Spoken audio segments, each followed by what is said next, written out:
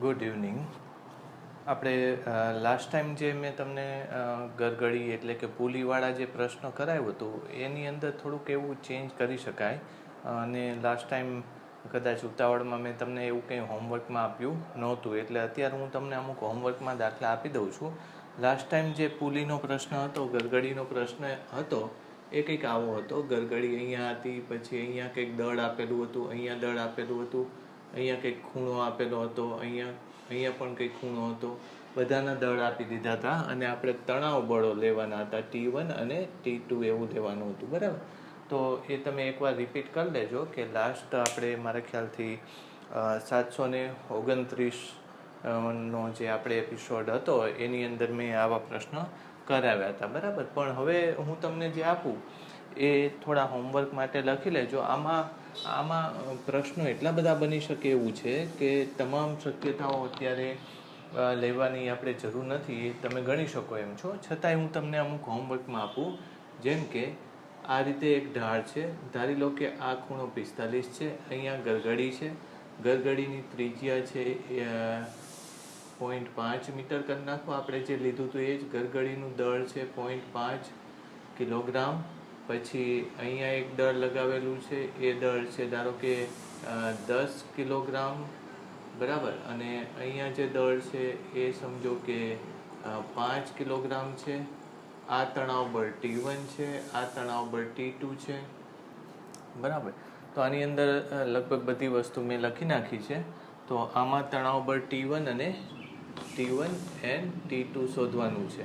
બરાબર? આગળ જે રીત લીધી એ જ રીત ઉપરથી અહીંયા પણ તણાવ બળ આવશે. હા, એક આમાં જો લખવું હોય તો જડત્વની ચાક માત્રા લખી નાખો. જડત્વની ચાક માત્રા 0.5 કિલોગ્રામ મીટર સ્ક્વેર છે. બરાબર? એટલે તમારે એમની કદાચ જરૂર નહીં પડે, ગરગડીના દળની જરૂર નહીં પડે, એ કાઢી નાખજો. બરાબર? જડત્વની ચાક માત્રા સીધું જ લઈ લેજો. ગરગડીની જડત્વની ચાક માત્રા આટલી છે. એક આ લઈ લો. પછી એક બીજો આવો પ્રશ્ન થઈ શકે કે અહીંયા દળ 1 કિલો છે. બરાબર? અહીંયા દળ 2 કિલો છે, અહીંયા 0.5 કિલો છે, એવું ગણી નાખો. અને અહીંયા પાછું I બરાબર 0.5 લઈ લો, R બરાબર પણ 0.5 લઈ લો. બરાબર? એવું કંઈક લઈ લો. અને આમાં તમે જો ઘર્ષણ રાખો તોય વાંધો નથી, એટલે આ બાજુ ઘર્ષણાંક છે μ બરાબર 0.1. બરાબર? આમાં તણાવ બળ લેજો, જે શું આવે છે T1 અને T2. બરાબર? આ રીતે તણાવ બળ લેવાનું થાય. બરાબર? તો આ બીજો પ્રશ્ન, આ પણ તમે હોમવર્કમાં ગણી નાખજો. આવું ને આવું તમે બહુ સરળતાથી આગળ કરેલું જ હશે કે અહીંયા ધારી લો કે 2 કિલો છે, અહીંયા 1 કિલો દળનો પદાર્થ છે, T1 છે, આ T2 છે. અહીંયા I એટલું જ રાખો, I 0.5 રાખો. R જે છે એ પણ 0.5 મીટર રાખો. બરાબર? 0.5 મીટર. I જે છે એ 0.5 કિલોગ્રામ મીટર સ્ક્વેર આવું રાખો. બરાબર? અને આમાં પણ તણાવ બળ અહીંયા પણ T1 અને T2 શું થાય એ લખવાનું છે. અહીંયા પણ શું થાય, T1 અને T2 શું થાય એ બે લખવાનું છે. બરાબર? તો આ ચોથો પ્રશ્ન થયો. બરાબર? એક એનાથી થોડોક વધારે ડિફિકલ્ટ પ્રશ્ન લઈ લઈએ કે આવી રીતનું છે.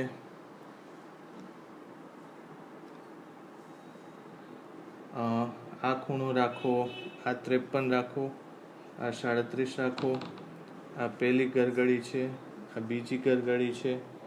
અહીંયા તમે દળ રાખી દો. આપણે કેટલું રાખ્યું હતું પહેલાં? કદાચ 5 રાખી દો, 5 kg રાખી દો. અહીંયા દળ રાખો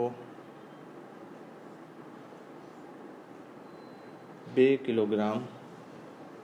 દોરી આમ છે એટલે અહીંયા તણાવ બળ T1 થશે, અહીંયા તણાવ બળ T2 થશે, અહીંયા તણાવ બળ T3 થશે. પછી આ લખો I1 0.5, I2 પણ 0.5 લખી લો.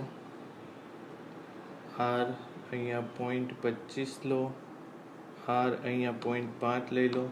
જોવું જોઈએ આમાં શું થાય. કદાચ ડેટા અત્યારે મેં જાતે બનાવ્યો છે એટલે કદાચ પરફેક્ટ ના આવે, પણ આના ઉપરથી તમને ઇક્વેશન્સ મળી જવા જોઈએ. કેટલા આવવા જોઈએ આમાં? તણાવ બળ 3 છે, તણાવ બળ એટલે તમારે 3 સૂત્રો આવવા જોઈએ. એટલે આ છેલ્લું. એટલે આમાં મેં તમને કહ્યું એવી ઘણી બધી સિસ્ટમ. આમાં તો આ મેં કેટલા એક જ બળ લીધું, આમાં ઘર્ષણ બળ નથી લીધું આપણે ધ્યાનમાં, બરાબર. આમાં રાખી દો ને ઘર્ષણ બળ એટલે થોડીક પ્રેક્ટિસ થશે, બરાબર. અહીંયા ઘર્ષણ બળ કેટલું લેશો? 0.1નું લેશો. અહીંયા 0.1નું કોફિશિયન્ટ ઓફ ફ્રિક્શન એટલે કે ઘર્ષણાંક લેશો, બરાબર. અહીંયા રોલિંગ ફ્રિક્શન રાખવું હોય તો રાખી શકાય, જવા દો, અહીંયા નથી લેવું. અહીંયા લઈ લઈએ આપણે મ્યુ બરાબર 0.2 અને અહીંયા મ્યુ બરાબર 0.15 રાખો, 1 રાખો, 0.1 રાખો, ચલો 0.1 રાખો. તો આવી રીતે ઘર્ષણાંકો પણ લઈ શકાય. પછી આને તમે આખાને ચાક ગતિ પણ આપી શકો, એટલે વળી એક બળ બીજું કયું લાગે આ બાજુ. આખી આ સિસ્ટમ જે છે એને આમ ચાક ગતિ આપી દો એટલે એક બળ બીજું લાગે mv²/r. એટલે તમે વિચારજો, આમાં શક્યતાઓ અપાર છે. સ્પ્રિંગ પણ આમાં જોડી શકે, બરાબર. ધારો કે આવી રીતે ન કરે અને તમે અહીંયા ધારી લો કે તમને આપેલી છે એક સ્પ્રિંગ આપેલી છે આ દિશામાં, બરાબર, ખેંચાય છે, અને સ્પ્રિંગનું એક્સટેન્શન તમને આપી દે કે સ્પ્રિંગનું કોન્ટ્રેક્શન એટલે સ્પ્રિંગ કેટલી દબાણી છે? 0.5 જેટલી ધારો કે સ્પ્રિંગ દબાણી છે એવું કહેશે. તો એક નીચેનું જે બળ આવશે એના સિવાયનું એક ઉપરનું સ્પ્રિંગનું બળ આવશે કે x જેટલું, એનો બળ અચળાંક આપી દેશે, બરાબર. એટલે મેં તમને કીધું ને એ રીતે આ જે દાખલા લીધા, કદાચ આપણે આ દાખલા લેવા માટે 10-15 મિનિટ થઈ હશે. છેલ્લો દાખલો 10 મિનિટનો હશે. આ દાખલા ગણો તો તમે 10 ના 4 ગણો એટલે 40-30 મિનિટમાં આ દાખલા ગણી નાખો. એટલે સમજો ને કે 1 કલાકનું કામ કરો તો તમને આ બધા દાખલા, પણ તમે 1 કલાકના કામ પાછળ બીજું અડધી કે 1 કલાક એવું વિચારજો કે આમાં ખાલી બળની રમત છે, જુદી જુદી દિશાની બળની રમત છે, ખૂણાઓ જુદા જુદા આપીએ છીએ. તો બળ તો કેટલી રીતના થઈ શકે? એક તો ઘર્ષણ બળ થઈ શકે, સ્પ્રિંગ જોઈડી હોય, કાં તો તમે પરિભ્રમણ કરાવો એટલે એને કેન્દ્રગામી બળ થાય, કેન્દ્ર ત્યાગી બળ થાય, બરાબર. ગુરુત્વાકર્ષણનો ઉપયોગ કરી શકો. આને તમે પાણીની અંદર મૂકી દો, બરાબર. આને તમે ધારી લો કે એક ભાગને પાણીની અંદર મૂકી દો તો એક બીજું બળ કયું આવશે? ઉત્પ્લાવક બળ, બોયન્ટ ફોર્સ આવશે. તો એ પણ તમે કરી શકો. એમાં એનું કદ ને એવું આપી શકે, બરાબર. એટલે આમાં શક્યતા મેં કીધી એટલી ખૂબ જ. કાં તો આને તમે એકને આવી રીતે દોલન કરાવી દો, બરાબર. દોલનનો કંપ વિસ્તાર આપી દીધો હોય તો અહીંયા તમે નીચેની તરફ એક બીજું બળ લાગે, કયું છે? કેન્દ્ર ત્યાગી બળ mv²/r જેટલું. એટલે મેં તમને કીધું એમ આ દાખલા ખાલી ગણવા માટે નહીં ગણતા, પણ તમામ શક્યતાઓ વિચારજો કે આમાં શું શું થઈ શકે, બળ ક્યાં ક્યાંથી લગાડી શકો અને કેવા કેવા સૂત્રો આમાં એપ્લાય થઈ શકે, બરાબર. એટલે આમાં જો મેં દરેકે દરેક ટોપિક જે લીધા છે, દરેકે દરેક ટોપિકમાં એક ખાસિયત છે કે કોન્સેપ્ટ બધા આવી જાય છે એમાં, બરાબર. પણ આપણે તમામ દાખલા ગણી ન શકાય. મેં તમને પહેલાં જ કીધું કે કેટલાય લેક્ચર હું આ રોટેશનલ મોશનમાં જ તમે જોશો તો આપણે ઓનલાઈન લેક્ચર ચાલુ કર્યા, એ બધા જ ઓનલાઈન લેક્ચર ખાલી ચાક ગતિ એટલે કે સર્ક્યુલર મોશન અને રોટેશનલ મોશનના જ છે. હજી તો આપણે આમાંથી બહુ બહાર નીકળ્યા જ નથી. એટલે તમે વિચારી શકો કે આની અંદર શક્યતાઓ ખૂબ જ વધારે છે, પૂછાય ઘણું શકે, બરાબર. એટલે ખાલી આ ચેપ્ટર આપણે પસંદ કર્યું કે ઘણું બધું આમાં પૂછાઈ શકે એવું છે. એટલે તમામ ભાગ જે મેં લીધા છે તમામ ભાગમાં તમે ધ્યાન રાખજો કે બને એટલું વધારે વિચારો કે આમાં શું શું ચેન્જ થઈ શકે. કોન્સેપ્ટ્સ મેં બધા લઈ લીધા છે. એટલે આ દાખલા પણ વારંવાર આવતા હોય છે. તમે આ દાખલાને ટ્રાન્સલેશનલ મોશન એટલે કે ન્યૂટનના ગતિના નિયમની અંદર પણ સરખાવી શકો. એમાં આપણે આનું કંઈ ટોર્ક કે એવું ધ્યાનમાં લીધું નહોતું, ધ્યાન રાખજો. ત્યારે તમે જોશો ને તો ટોર્ક કેવું, કારણ કે ત્યારે ગરગડીનું દળ આપણે શું લેતા હતા? 0, માસ લેસ પુલી લેતા હતા. એટલે આ બે બળો જ સરખાવી દેતા હતા. પણ હવે ગરગડીનું દળ છે, દળ હોય તો કયું આવશે? જડત્વની ચાક માત્રા આવશે, અને જડત્વની ચાક માત્રા આવશે તો દાખલા આમ થશે. એટલે સમજો તમે કે ન્યૂટનના ગતિના નિયમમાં આવા ગરગડીના પ્રશ્નો કરેલા છે, પણ ત્યારે જે ગરગડી છે અને દોરીઓ છે એ માસલેસ અથવા તો દળ રહિત દોરી અને ગરગડી હતી. એટલે ત્યારે ગરગડીના ટોર્કની કોઈ વાત થતી નહોતી. એટલે દાખલાઓ બહુ સરળતાથી ગણી લેતા હતા અને એમાં ટ્રાન્સલેશનલ મોશન એટલે કે રેખીય ગતિ જ આપણે ધ્યાનમાં લેતા હતા. મારા ખ્યાલથી તમને ક્લિયર આઈડિયા આવી ગયો કે અત્યારે આ દાખલા અને ઓલા દાખલામાં શું ફેર છે, આ દાખલામાં બળો કેવી રીતે આવી શકો. તમારે નોંધ કરવી હોય તો કરી લેજો. હજી એકવાર કહું છું કે આમાં બળો જ્યાં અલગ અલગ રીતે એડ કરી શકે. મેં તમને કીધું કે આને આખાને ફેરવી શકે, પાણી મૂકી શકે, સ્પ્રિંગ જોડી શકે, બરાબર. તો એવા પ્રશ્નો છે, તમે એકવાર વિચારજો. ઘણા બધા આપણે આમાં દાખલાની શક્યતા છે, પણ કોન્સેપ્ટ બધામાં આ જ છે જે મેં તમને વાત કરી અત્યારે. આ જ રીતે એ સોલ્વ થાય. એક હજી લઈ લઉં હું, કારણ કે એ આપણે વાત નથી કરી, બરાબર. એવો એકાદો દાખલો હજી લઈએ.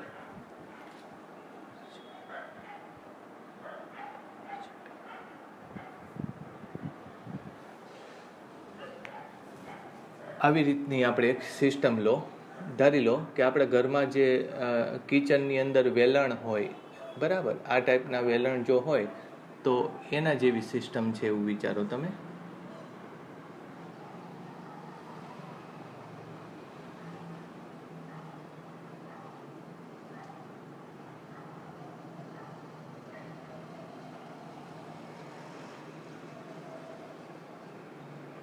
બરાબર. તો આ જે અંતર છે, સમજો કે 1 મીટર છે, એના જેવી સિસ્ટમ છે, અને આ અંતર છે 2 મીટર, બરાબર. અને એ ફરી શકે એવું છે, એટલે દોરી આમ વીંટાળેલી છે.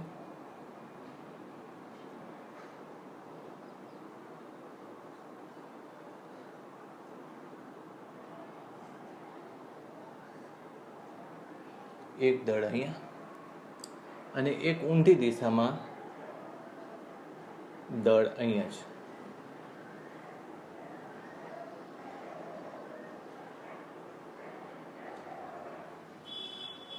બરાબર.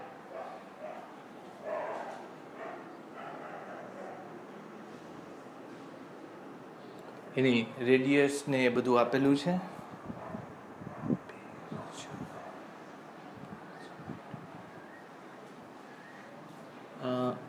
આને આપણે 4 કિલોગ્રામ લઈ લો.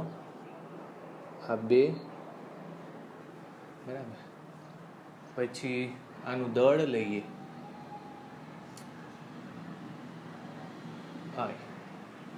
બરાબર. એ જોઈ લઈએ આપણે.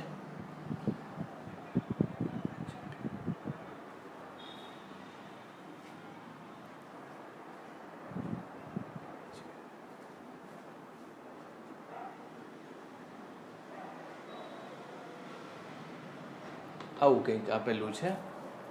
આનું તણાવ બળ T1 લઈએ અને આનું તણાવ બળ T2 લઈએ. તમને T1 અને T2 શોધવાનું કીધું છે, બરાબર. તો T1 અને T2 કેટલું, બરાબર. હવે ધારી લો કે તમે અહીંથી જુઓ છો, બરાબર. તો તમને કેવું દેખાય એ ચેક કરીએ આપણે, બરાબર. તો એક દોરી આમ છે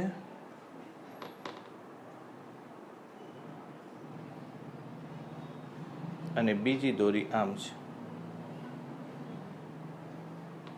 બરાબર. અંદરની દોરી ઉપર 2 કિલો છે અને બહારની દોરી ઉપર 4 કિલો છે. આ ત્રિજ્યા છે 1 મીટરની અને આ ત્રિજ્યા છે 2 મીટરની. બાકી દળ ને બધું આપેલું છે, બરાબર. એટલે આવી કંઈક સિસ્ટમ થશે. તમે એકવાર ચેક. એટલે આ થોડો જુદો દાખલો છે, એટલે એને કેવી રીતે સોલ્વ કરી શકાય એની આપણે વાત કરી. આને આપણે શું કહેશું? T1 બળ અને આને શું કહેશું? T2, બરાબર. ઓકે. તો હવે આમાં મેં તમને કીધું હતું એવા સૂત્રો આપણે બનાવવા પડશે. કયા કયા સૂત્રો થશે? તો કે તણાવ બળ અને એને પરિભ્રમણવાળા સૂત્રો આપણે લીધા હતા, બરાબર.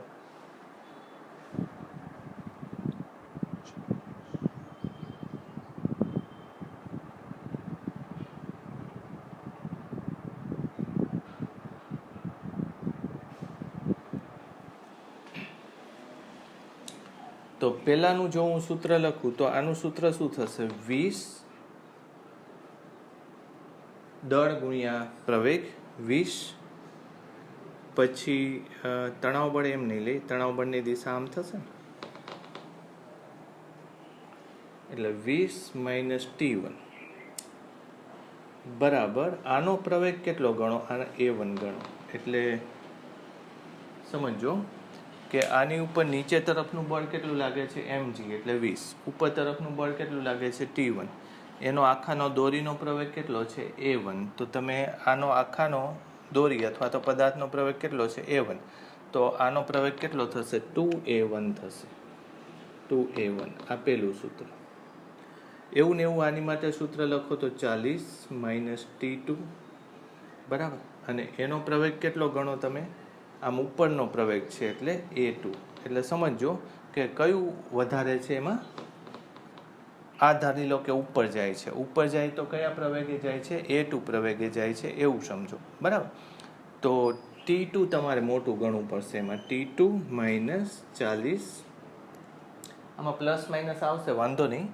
તમારે દિશા લેવામાં ધારો કે આ નીચે ન જતું હોય ને આ ઉપર જતું હોય ને આ તમારે નીચે જતું હોય તો એમાં કોઈ પ્રોબ્લેમ નહીં આવે. 40 = તમે શું લખી નાખશો? 2 નહીં, સોરી, 4 × A2 બરાબર. આ A2 થી ઉપર જાય છે તો T2 મોટું છે 40 કરતાં, અને 4A2 આવી રીતે થશે બરાબર. તો આ ત્રીજું સૂત્ર થશે બરાબર. પછી પાછું આની વાત કરો બરાબર. તો એનું જે કોણીય પ્રવેગ આવશે તો આ દોરીનો પ્રવેગ કેટલો છે? A1 જેટલો. કઈ બાજુ છે? નીચે તરફ બરાબર. તો આપણે એમ કહીએ છીએ કે AT બરાબર આલ્ફા ગુણ્યા R બરાબર. આવું થશે. તો આના ઉપરથી AT એટલે શું થશે? A1 બરાબર આલ્ફાને શું લખી શકાશે? બરાબર. આલ્ફાને ટોર્ક ઉપરથી લેવું પડશે એટલે આલ્ફા એમને એમ લેશો અને R ની જગ્યાએ 1 એટલે A1 બરાબર આલ્ફા. આ ચોથું સૂત્ર. અને આ દોરી ઉપર તરફ A2 પ્રવેગે જાય છે એટલે આ છેડાનો જે AT થશે, સમજો આ દોરી A1 થી નીચે જાય તો આ છેડાનો AT થશે એ A1 જેટલો જ થશે. એ જ રીતે દોરી આ બિંદુ ઉપર AT પ્રવેગથી ઉપર જાય છે એટલે એનો A2 જેટલો પ્રવેગ એ આ છેડાનો AT પ્રવેગ થશે. એટલે ફરીથી જો હું આ જ સૂત્રનો ઉપયોગ કરું તો A2 એટલે કે આ છેડાનો ઉપરનો તરફનો પ્રવેગ કેટલો થાય? તો કે આલ્ફા તો એટલું ને એટલું છે બરાબર. અને ત્રિજ્યા લેવી પડે. આલ્ફા બે માટે સરખું છે, R અત્યારે 2 લેવાનો એટલે શું થશે? A2 બરાબર 2 આલ્ફા 5. હવે આના ઉપરથી જો તમારે લેવું હોય તો A2 બરાબર શું લખી શકાય? A2 બરાબર 2A1 લખી શકાય. એટલે આ છઠ્ઠું સૂત્ર બરાબર. A2 બરાબર 2A1 થઈ ગયું. હવે એક ટોર્ક વાળું સૂત્ર લેવું પડશે બરાબર. એટલે ટોર્ક કેવી રીતે લેશો? તો કે આનું ટોર્ક આમ નીચે તરફ, મેં તમને કીધું હતું કે T1 - T2 ગુણ્યા R બરાબર એનું કોણીય ટોર્ક અથવા તો F ગુણ્યા R થતું હતું એવી આપણે વાત કરી હતી. તો અહીંયા શું લખશો તમે? T1 ગુણ્યા 1 એ કોનું ટોર્ક થયું? આ છેડાનું. અને કઈ બાજુ થયું? તો કે T1 એને ધારો કે ઉપર, અત્યારે નીચે ગણવું પડશે. આની ઉપર નીચે T1 લાગે છે, અહીંયા T2 નીચે લાગે એટલે બળ આમ લાગે છે એટલે કઈ બાજુ થયું? અંદરની તરફનું ટોર્ક થયું બરાબર. પછી એ જ રીતે આ T1 ગુણ્યા R2 એ કઈ બાજુ એને ફેરવવા માંગે છે? બહારની તરફ. એટલે બાદ કરી નાખો તો T1 ગુણ્યા 1 T2 ગુણ્યા R એટલે 2 થશે આવી રીતે બરાબર. તો આ ટોર્ક થયું. અને ટોર્ક એ શેના બરાબર થશે? ટોટલ ટોર્ક એ I ગુણ્યા આલ્ફા. I ગુણ્યા આલ્ફા એટલે T1 - 2 T2 બરાબર I તમને આપી દીધું છે. I છે 2 અને આલ્ફા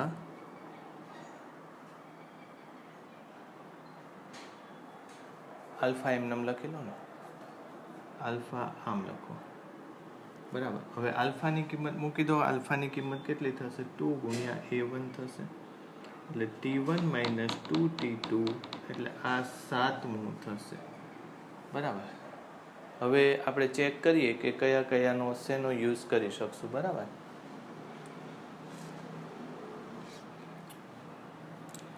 આ બેને હું સરવાળો કરી નાખું તો શું થશે જુઓ.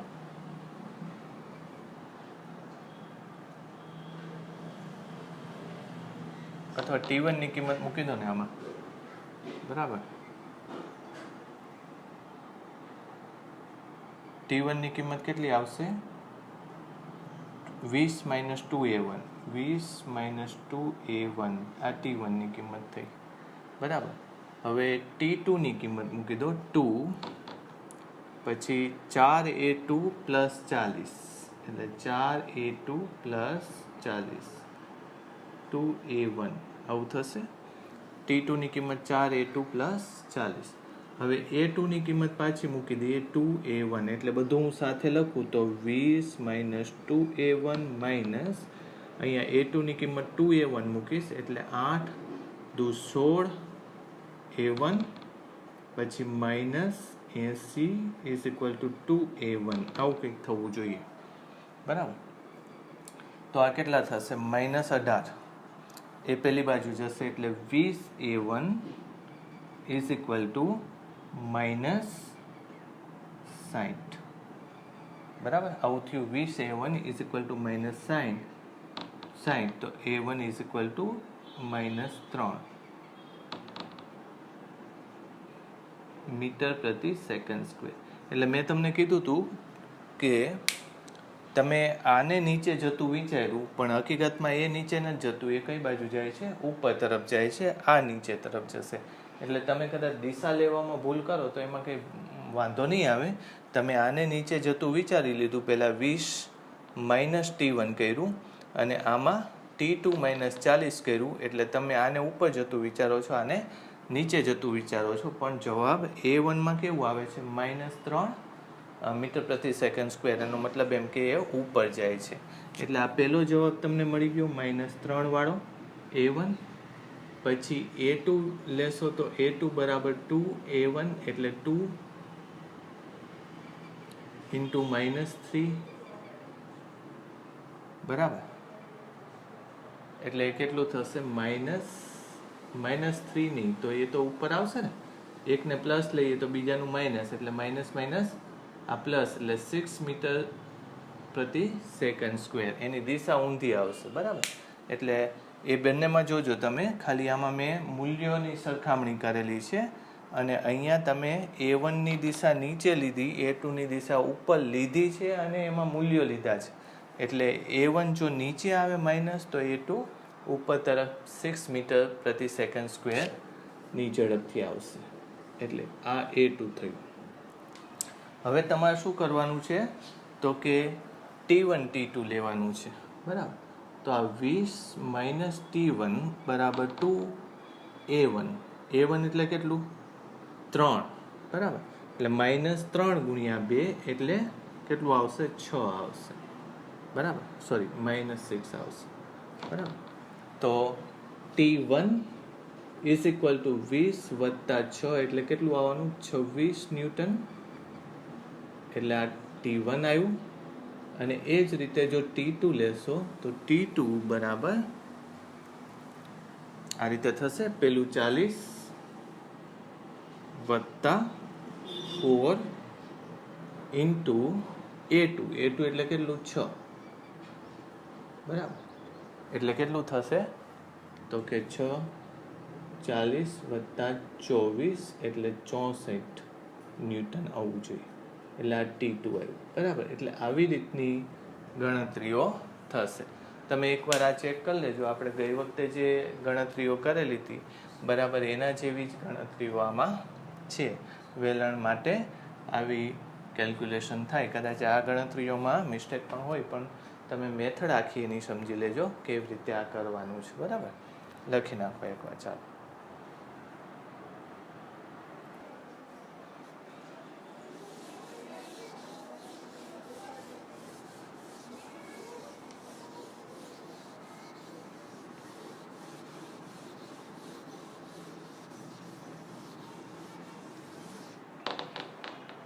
હવે આના પછી આપણે કોણીય વેગમાનની વાત કરીએ કે એન્ગ્યુલર એક્સેલરેશન આવી રીતે લખાય, બરાબર.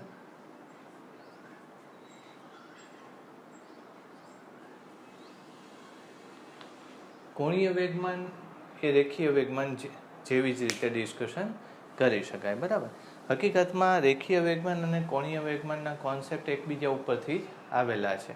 આપણે જ્યારે કોઈ પણ એક બિંદુની સાપેક્ષે એનો વેગ નક્કી કરી દઈએ તો એનું રેખીય વેગમાન આપણે શું લખતા હતા?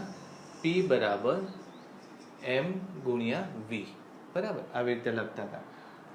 મેં તમને વાત કરી હતી કે આગળ ન્યૂટને પોતાના ગતિના નિયમ લેતી વખતે એવું જોયું કે જ્યારે કોઈ બળ લગાડવું પડે છે અથવા તો પ્રયત્ન કરવો પડે છે, શું કરવા માટે? વેગનો ફેરફાર કરવા માટે. તો એ પ્રયત્નનો આધાર વેગમાં કેટલો ફેરફાર કરવો છે એની ઉપર આધાર રાખતો હતો અને એ પદાર્થના દળ ઉપર આધાર રાખતો હતો, બરાબર. એટલે જે પ્રયત્ન, એટલે એને પછી શું નામ આપ્યું? બળ. બળનો આધાર કોની ઉપર હતો? વેગમાં કેટલો ફેરફાર કરવો હતો એની ઉપર આધાર રાખતો હતો અને દળ ઉપર આધાર રાખતો હતો. આના ઉપરથી ન્યૂટને પોતાનો બીજો નિયમ બનાવ્યો. એટલે ત્યારે એને આ સૂત્ર લીધું કે આમ લેવું પડે હકીકતમાં m ગુણ્યા ડેલ્ટા v. એટલે એક એવી રાશિ આવતી હતી કે m ગુણ્યા v2 માઇનસ m ગુણ્યા v1. આ રાશિનો ફેરફાર એ બળ નિર્ધારિત કરે છે, બરાબર. એટલે આના આધારે આ રાશિને એને શું નામ આપ્યું? વેગમાન અથવા તો મોમેન્ટમ. મોમેન્ટમની વ્યવહારમાં આપણે કોઈ સાધન નથી હોતું કે એને ગણતરી કરી શકીએ, પણ મોમેન્ટમ એ એવી રાશિ છે કે જે દળ અને વેગના ગુણાકારથી બને છે. એટલે આપણે વેગમાનનો ફેરફાર ને બળ અને સાથે સરખાવી શકાય. એના સમય દરને આપણે એક્ઝેક્ટ બળ તરીકે લઈ લઈએ છીએ. એટલે વેગમાન શું કામ? હજી આને જો આપણે આગળ લખીએ તો હજી એક બીજી વસ્તુ પણ આધારિત હતી, કઈ? કે સમયગાળો અથવા તો 1/Δt. એટલે જો હું આને લખું તો vf બરાબર, અહીંયા જો લખીએ તો m ગુણ્યા ડેલ્ટા v ભાગ્યા ડેલ્ટા t, બરાબર. પછી મેં તમને કીધું કે આ આખાને શું કરી નાખ્યું? વેગમાનનો ફેરફાર. આને શું લખી શકાય? ડેલ્ટા p લખી શકાય. એટલે બળ ચલે છે ડેલ્ટા p ના છેદમાં ડેલ્ટા t, આવું લખાય. પછી બળ બરાબર ડેલ્ટા p ના છેદમાં ડેલ્ટા t, આવું લખી લેવાય. અને ત્યાં કે શું લેવાય? 1. કે શું કામ 1 લઈએ છીએ આપણે? કે જ્યારે જે રાશિને તમે માપી ન શકો, બરાબર, પરંતુ ગણતરી કરી શકો, તો આવા સૂત્રમાં જો હું કે લખું, સમજજો, તો એક તો p મેળવવાનું છે, કારણ કે p માપી નથી શકાતું. એટલે બળ અને ડેલ્ટા ટી ઉપરથી p મેળવવાનું છે. ઉપરાંત કે પણ મેળવવો પડે. એટલે એક જ સૂત્રમાં બે અજ્ઞાત રાશિઓ ન મળી શકે આમાં. એટલે આપણે કે ની કિંમત આર્બિટરીલી શું ધારી લઈએ છીએ? 1 ધારી લઈએ છીએ. જ્યારે કોઈ રાશિને ગણવાની જ હોય, માપી ન શકાતી હોય, ત્યારે કે ની કિંમત આપણે 1 ધારી લઈએ છીએ. ઠીક છે. આ તો આપણે 11મા ધોરણની વાત થઈ, એટલે આ મારે અત્યારે વાત નથી કરવાની. પણ જે રીતે રેખીય વેગમાન આવે છે એ જ રીતે ચાક ગતિમાં કોણીય વેગમાન આવે છે. કોણીય વેગમાન કેવી રીતે લખવામાં આવે છે? તો કે અહીંયા જેમ આપણે m ગુણ્યા v કર્યું, તો m ગુણ્યા v નથી કરાતું, પણ r ગુણ્યા v કરાય છે. સમજો, બરાબર. થોડોક ફેર છે કે એક્ઝેક્ટ એના જેવી જ વાત છે. p બરાબર m ગુણ્યા v. પણ આપણે આગળ વાત કરી એમ વેગમાન એ વેગ ઉપર આધાર રાખે છે, રેખીય વેગમાન. જ્યારે કોણીય વેગમાન એ રેખીય વેગ ઉપર નથી આધાર રાખતું, પણ આને આપણે ઘણીવાર શું નામ આપીએ છીએ? Moment of velocity. શું કહીએ છીએ એને? મોમેન્ટ ઓફ વેલોસિટી, બરાબર. આને શું કહેવાય છે? Moment of velocity. અને મોમેન્ટ ઓફ વેલોસિટી એટલે શું છે? કોણીય વેગ છે, બરાબર. એને શું કહી શકો તમે? કોણીય વેગ જેવું કંઈક નક્કી કરી શકો, બરાબર. મોમેન્ટ ઓફ વેલોસિટી એને કોણીય, કારણ કે કોણીય વેગ આપણે લઈએ છીએ. કોણીય વેગ એટલે શું? r ગુણ્યા v, બરાબર.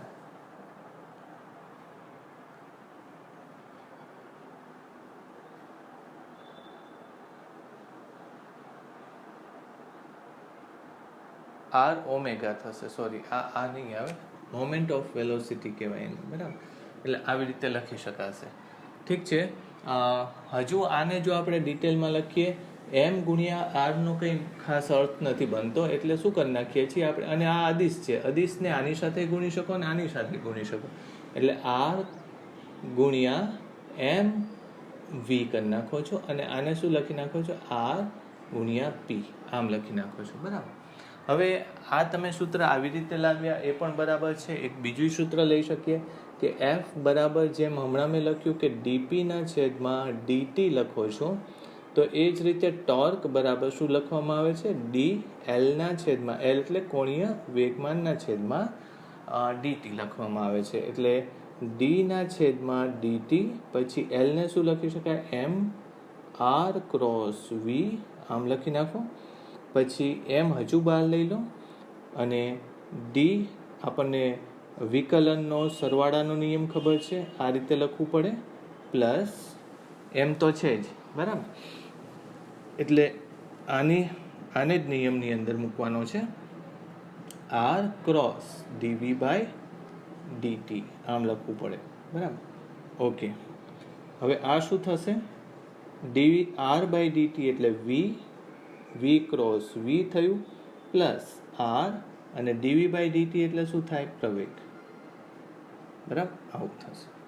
તો વી ક્રોસ વી તો શું થાય, 0 છે, કારણ કે એક જ દિશાના બે સદિશોનો ક્રોસ ગુણાકાર 0 થાય, એટલે એમ આર ક્રોસ એ આવું થાય, ઇઝ ઇક્વલ ટુ એમ, જો કે આમ જ લખો ને તમે, ટોર્ક બરાબર એમ આર ક્રોસ એ આ થાય, અને એક સૂત્ર વધારાનું લઈએ તો આર ક્રોસ એમ ગુણ્યા એ એટલે શું થાય, એફ. આ તમને ખબર છે, બરાબર. એટલે એક એક્સ્ટ્રા સૂત્ર જે આવ્યું, ટોર્કનું સાચું સૂત્ર આવું કહી શકાય, જે આપણે ન્યૂટનના નિયમને આધારે વર્ણન કરી શકાય. બીજી એક વાત જે છે કે આ તો કણ માટે છે, બરાબર, પણ કણોનું તંત્ર એ જો લઈએ તો આ સૂત્રમાં શું ફેર પડે, પી બરાબર એમ ગુણ્યા વી, પણ આ વી કોનો, બરાબર. તો આપણે શું લખી નાખીએ છીએ, સેન્ટર ઓફ માસનો. વી કોનો છે, તો સેન્ટર ઓફ માસનો. તો એ જ રીતે જો તમે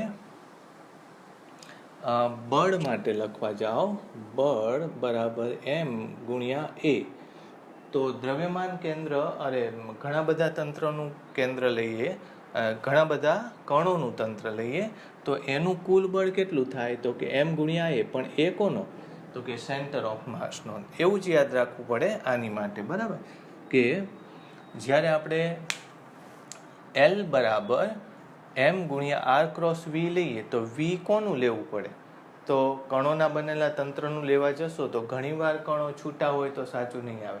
એટલે આ સૂત્ર તમે જ્યારે એક કણ માટે લો ત્યારે જુદું છે, લૂઝ પાર્ટિકલ્સ માટે લેશો ત્યારે જુદું છે, અને દ્રઢ પદાર્થ માટે લેશો ત્યારે પણ જુદું છે. એ હું તમને કહું છું, આની અંદર ઘણી બધી નાની નાની બાબતો આવી છે, તમે આ લખી લો. પહેલાં તો આ રેખીય વેગમાનમાં કણોના તંત્ર માટે આવું થાય. આ તો મેં તમને 11મા ધોરણનું કીધું, જો આ કદાચ નહીં લખો તો ચાલશે. આ શું છે, તો કે કોણીય વેગમાન છે, એંગ્યુલર એક્સલરેશન નો થાય, એંગ્યુલર મોમેન્ટમ થાય. શું થાય, મોમેન્ટમ, એંગ્યુલર મોમેન્ટમ, બરાબર. તો કોણીય વેગમાન આવું સૂત્ર છે મૂળ, પણ આવું સૂત્ર તમે વધારે ઓળખો છો, બરાબર. પછી આ સૂત્રને કદાચ તમે આમ લેશો તો 2-3 રીતે લખી શકાય, જેમ કે એલ બરાબર પછી એમ લખી નાખો, એમ આર વી સાઇન થીટા. થીટા કોની વચ્ચેનો ખૂણો છે, તો થીટા એ આર અને વી વચ્ચેનો ખૂણો છે, એવું લખી શકાય, બરાબર. અથવા તો આર ગુણ્યા પી સાઇન થીટા, આવું લખી શકાય. તો થીટા એ કોની વચ્ચેનો ખૂણો છે, આર અને પી વચ્ચેનો ખૂણો છે, એમ લખાય. પણ વધારે સરળ વસ્તુ આ પડશે તમને, એલ બરાબર આર વી લંબ. કોને લંબ, તો કે રોટેશનલ એક્સિસથી ક્યાંનું અંતર, પરિભ્રમણ અક્ષથી ક્યાંનું અંતર, તો કે વેગ આર વચ્ચેનું લંબ અંતર. એટલે આવી રીતે છે, જુઓ વી આમ હોય, આ આમ હોય તો આ લંબ અંતરને આ લંબ કહેશો, બરાબર. અને જો તમે વી આમ લગાડો,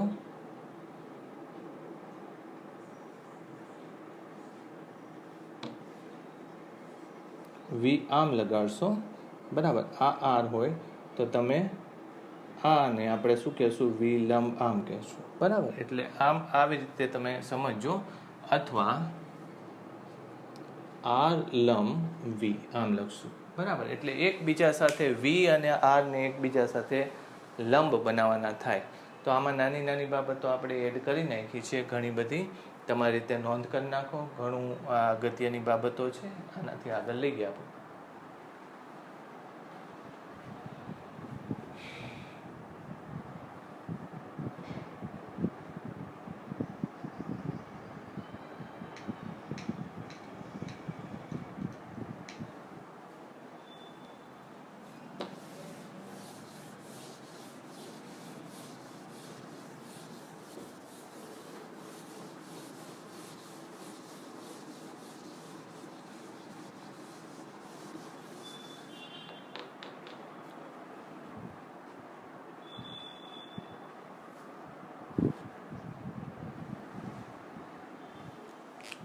ચાલો આપણે અહીંથી ધારી લો કે એ જેટલા અંતરે કોઈ પદાર્થ એમ દળવાળો છે, આ દિશામાં વી વેગથી ગતિ કરે છે.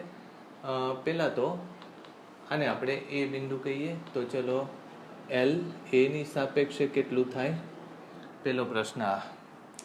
પછી બીજા એ જેટલા અંતરે બી બિંદુ છે, તો એલ બીની સાપેક્ષે કેટલું થાય. આવા નાના નાના પ્રશ્નો આપણે લઈએ. તો મેં તમને કીધું હતું કે આમાં શું થશે, એલ એ, બરાબર. તો એમ આર ક્રોસ વી આવું લઈએ છીએ. એમ તમને આપેલો છે, આરની જગ્યાએ શું લખવાનું છે, એ આર વી. પહેલાં તો લખી નાખો એ વી અને સાઇન થીટા આર. આ બાજુ છે વી એ બાજુ છે, એટલે સાઇન કેટલો થશે, સાઇન થીટા એટલે 0 થશે. તો એલ એ કેટલું થશે, 0 થશે, બરાબર. એલ બી શું થશે, ચલો એલ બી બરાબર ફરીથી એમ આરની જગ્યાએ શું થશે, આ અંતર થશે. આ અંતર કેટલું થાય, √2a થાય, બરાબર. એટલે એ અંતર લખી નાખો √2a. પછી વી એટલો ને એટલો સાઇન થીટા, બે વચ્ચેનો ખૂણો કેટલો થશે, તો કે 45 થશે. કારણ કે આ 90 છે, આ 45 છે, આ પણ 45 છે, એટલે સાઇન 45 થશે. એટલે એમ એ વી √2 હતું અને અહીંયા 1/√2 એમ એ વી થશે, બરાબર. આવું કદાચ એ ન લખો તો એક બીજી રીતે તે એલ બી આવી જાય. મેં હમણાં જ તમને કીધું હતું શું થાય, એમ પછી આર લંબ વી ઓર એમ આર વી લંબ એમ લખવાનું, બરાબર. તો વી તો આ દિશામાં છે, આ બિંદુની સાપેક્ષે લેવાનું હોય તો આ લંબ કેટલો આવશે, એ આવશે. એટલે સીધું જ લખી નાખો. તો એમ પછી આર લંબની જગ્યાએ એ લખો અને સીધું વી લખી નાખો. જવાબ આવી ગયો, બરાબર. એટલે આમ પણ લખી શકાય. આવા પ્રશ્નો તમારે લંબ આ સૂત્રો લઈને કરવા, ખૂણો દર વખતે લેવા ન જવો, નહીંતર વધારે સમય લાગે, બરાબર. ઓકે, એક બીજો પ્રશ્ન લઈએ.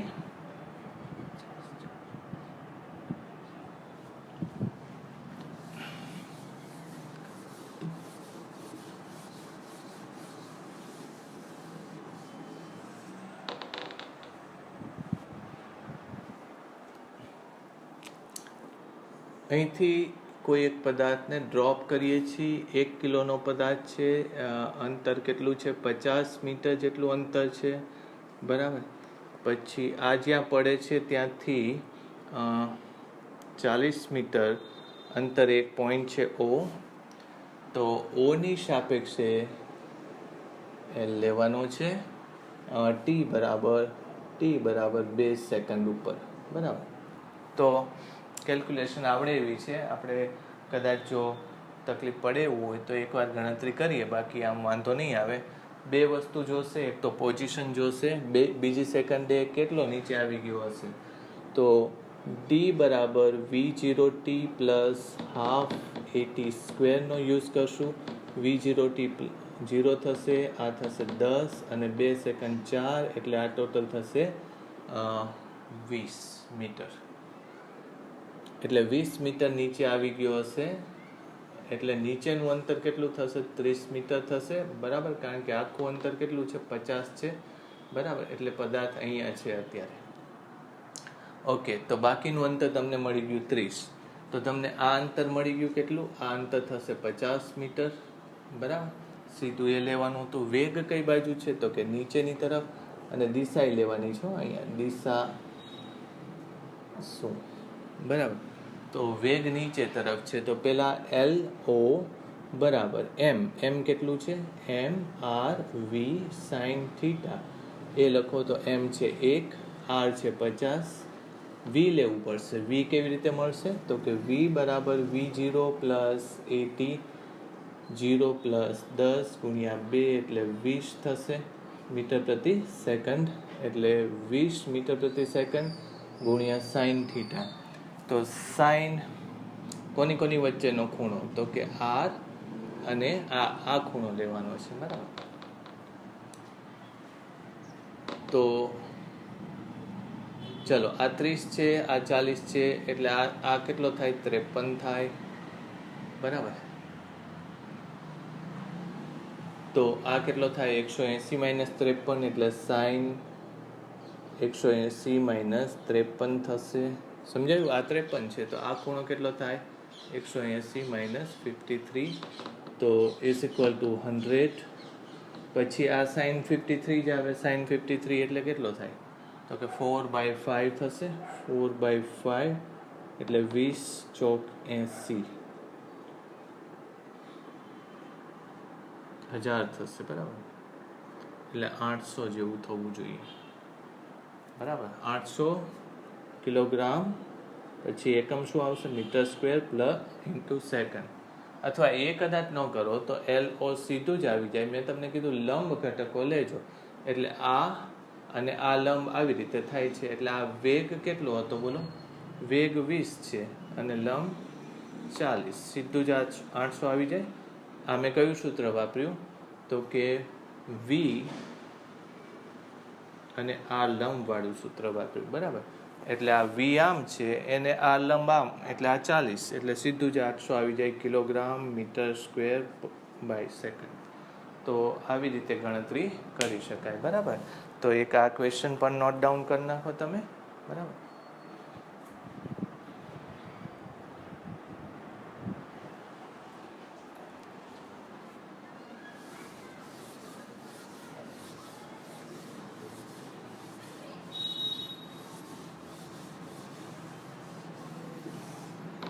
હજુ એક ક્વેશ્ચન લઈ લઈએ.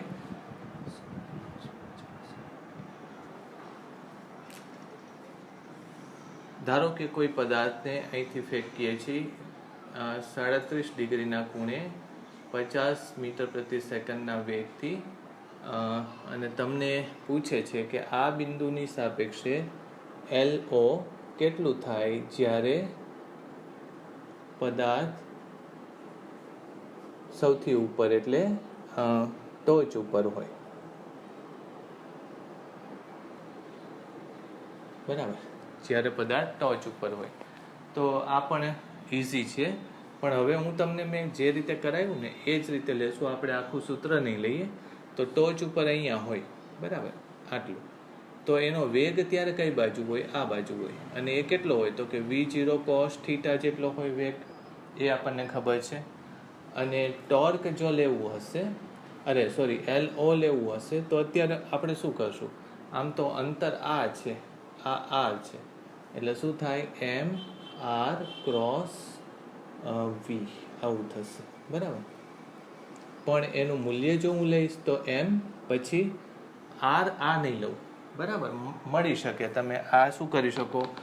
r/2 લઈ શકો, આ h લઈ શકો. એના ઉપરથી r લેવું પડે. વળી પાછો આ ખૂણો શોધવો પડે.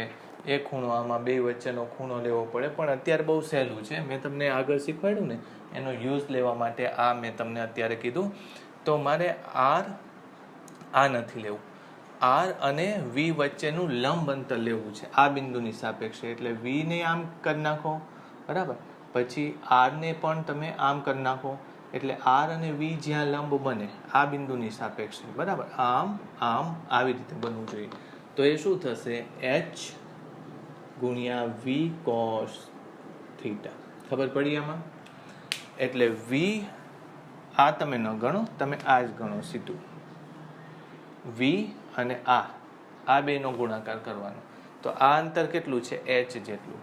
એચ એટલે કેટલું પાછું જોવું જોઈએ? એમ, પછી વી લંબ નો વર્ગ છેદમાં 2g. યાદ રાખજો, મહત્તમ ઊંચાઈ કેટલી હોય? તો વી લંબ અથવા તો વી વાય, ઉર્ધ્વ દિશાનો ઘટકનો વર્ગ ગુણ્યા 2g. પછી આ વી તો જે આપણે 50 આપ્યો છે એ જ છે, ઇન્ટુ કોસ થીટા. ચલો, એમ આપ્યું છે 1. વી વાય કેટલું થશે? વી વાય એટલે વી સાઇન થીટા થાય, બરાબર. એટલે વી સાઇન થીટા એટલે ફરીથી લખીએ તો વી એટલે 50 સાઇન 37. સાઇન 37 એટલે 3/5 આખાનો વર્ગ ભાગ્યા 2 ઇન્ટુ 10, પછી 50, પછી cos 37 એટલે 4/5 આવું થશે. એટલે આ 10 એટલે 30 એટલે ઉપર થશે 900 ભાગ્યા આ જવા દો 2, આ જવા દો 10, આ જવા દો 10, એટલે ટોટલ કેટલું થયું? 2, બરાબર ને? 20 ને 40, ઓકે. એટલે ઉપર થયું 2, આટલું વધ્યું ખાલી. એટલે 1800 કિલોગ્રામ મીટર સ્ક્વેર પ્રતિ સેકન્ડ. આવો કંઈક જવાબ આવવો જોઈએ. હવે આ દાખલો મેં તમને કીધું કે જો તમે મૂળ સૂત્રને આધારે ગણવા જાઓ તો બહુ અઘરો પડે, પણ મેં તમને સમજાવ્યું એ કહ્યું તો કે એલ બરાબર કાં તો આર લંબ એમ ગુણ્યા આર લંબ વી, અથવા તો એમ ગુણ્યા આર અને વી લંબ પ્રમાણે ગણશો તો સહેલો પડશે. હવે આ દાખલા આપણે લીધા, યાદ રાખજો, કોણીય વેગમાનના અને કોઈ બિંદુની સાપેક્ષે કોણીય વેગમાનની વાત કરી, બરાબર. હવે આપણે જે લેશું એમાં કોણીય વેગમાન કોઈ બિંદુની સાપેક્ષે નહીં લઈએ, કોઈ પરિભ્રમણ અક્ષની સાપેક્ષે લેશું. અને બિંદુની વાત કરીએ ત્યારે પદાર્થ પોતે ફરતો હોય છે આમ આજુબાજુમાં, બરાબર. પણ અક્ષની વાત કરીએ ત્યારે પદાર્થ પોતે અક્ષની આજુબાજુ ફરતો હોય છે, એટલે અક્ષ એની અંદરથી પસાર થતી હોય છે. તો હવે પછી આપણે અક્ષની વાત કરશું એટલે કયો પદાર્થ આવશે? દ્રઢ પદાર્થ આવશે. અને દ્રઢ પદાર્થમાં પછી બે શક્યતા છે, પ્યોર રોટેશનલ મોશન અને રોટેશનલ પ્લસ ટ્રાન્સલેશનલ મોશન. એટલે એ થોડું વધારે કોમ્પ્લિકેટેડ. આ સમજજો, હું તમને આવતી વખતે બને ને તો લખાવીશ. હવે એકચ્યુઅલી મારે સ્કૂલ ચાલુ થઈ ગઈ છે અને તમારો વિડીયો રેકોર્ડ કરું છું એટલે ખૂબ ટાઈમ જાય છે. વિડીયો રેકોર્ડિંગ તો કદાચ 40 કે 50 મિનિટ કે કલાકનો હોય, પણ એની એડિટિંગ કરવા માટે, અપલોડ કરવા માટે એ લગભગ બીજા 3 કલાક જતા રહે છે. એટલે જ્યારે ફ્રી હતો ત્યારે તો રેગ્યુલર આપણે કરી શકતા હતા, બરાબર. પણ હવે મારે સ્કૂલ થોડી ચાલુ થઈ ગઈ છે એટલે થોડુંક ઇરેગ્યુલારિટી આવે છે. અત્યારે હું રાતે રેકોર્ડ કરું, વરસાદ લગભગ આવે જ છે, આવવાની તૈયારીમાં છે. એટલે થોડું કોઓપરેટ કરજો, થોડું હું જે હોમવર્ક આપું એ કરતા રહેજો, બરાબર. એટલે કદાચ વિડીયો 2 દિવસે 2 દિવસે હું અત્યારે રૂટીનમાં મૂક્યા કરું છું, 1 દિવસ નહીં ને 1 દિવસ, બરાબર. પણ કદાચ એકાદ દિવસ લેટ થાય તો પણ તમે તમારી રીતે થોડું વર્ક કરતા રહેજો. હું આવી ટ્રાય કરીશ કે સતત આપણે ચાલુ જ રાખીએ. મારે આજે ટોપિક એક ઇન્ક્લુડ કરવો તો રોટેશનલ મોશનનો, પણ હવે એ અત્યારે ઓલરેડી 1 કલાકનો તો રેકોર્ડ થઈ ગયો છે એટલે તમને થોડુંક હેવી લાગશે. એટલે જે અક્ષની આજુબાજુ જે જડત્વની ચાક માત્રા છે, એન્ગ્યુલર મોમેન્ટમ છે, કોણીય વેગમાન છે, પછી કોણીય વેગમાન સંરક્ષણના નિયમના આધારે પ્રશ્નો છે.